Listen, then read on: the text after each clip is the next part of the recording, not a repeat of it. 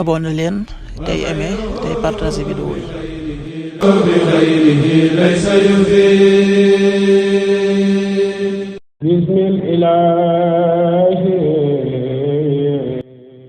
muassasatul qur'ani li tahfiisi wa tarbiyati al islamiyya internat ahibaa il xadim li nusrati diin al qawim di daara ju yar ak a jàngal xale yi alquraanul karim ba ñu wattu ko ci diir bu gàtt ci riwaaya wars boole ko njàngum xam-xamu diine.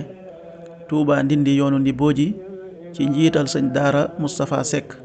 mën ngeen koo jokk ci 78 581 93 88 78 581 93 88 76 498 48 19.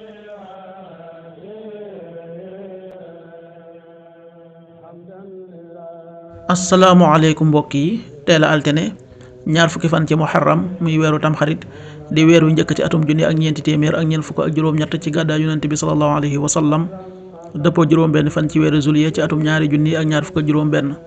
ñaar fukki fan bokkul ci lim yu fàtte lim bu rafet la. bésub altine bi liñ ci taamu mooy ku ca watu wala ku ca daloo. altine ju nekk sunna la ci ku ko man mu woor ko.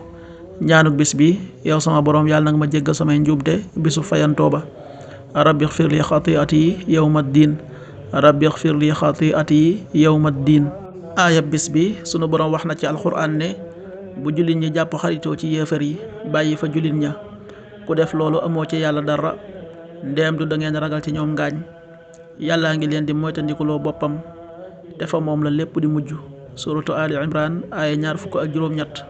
لا يتخذ المؤمنون الكافرين أولياء من دون المؤمنين ومن يفعل ذلك فليس من الله في شيء إلا أن تتقوا منهم تقاه ويحذركم الله نفسه وإلى الله المصير.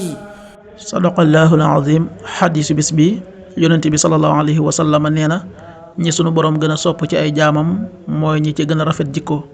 xadiis bi at-Tabaraani nettali na ko. qaala rasulullahi sallallahu alayhi wa sallam ahabbu ibaadillahi ila allah ahsanuhum xuluqa. rawaahu at-Tabaraani.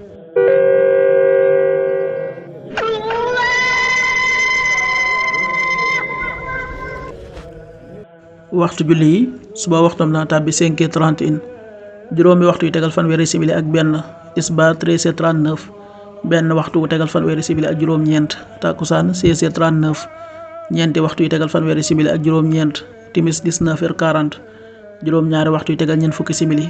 gee 20h51 juróom-ñetti waxtu yu tegal juróom fukki simili ak benn.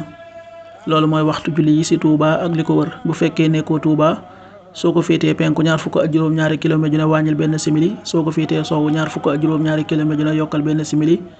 soo ko féetee Saalum wala Gànnaar téeméeri kilomètre dina yokkal benn simili. jant bi dana fenk 6h46 juróom benn waxtu yu tegal ñeent fukki simili ak juróom benn. di so 19h36 juróom-ñaari waxtu yu tegal fanweeri simili ak juróom benn. yàlla na nu yàlla nangul te nangul leen amin. kafe Touba Ndanaan di kafe gu set te sell te wóor. am na juróomi xeeti kafe gu ànd ak jar, kafe kese gu raxul dara, ak kafe gu ànd ak jar ak xorom polle, ak kafe gu ànd ak poobar, ak kafe gu ànd ak jinjeer.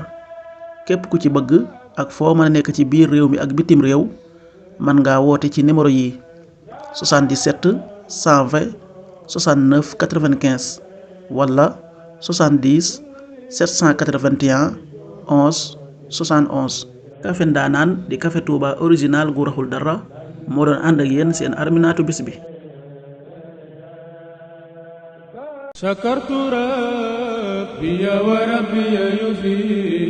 abonné leen tey aimé tey partagé vidéo yi.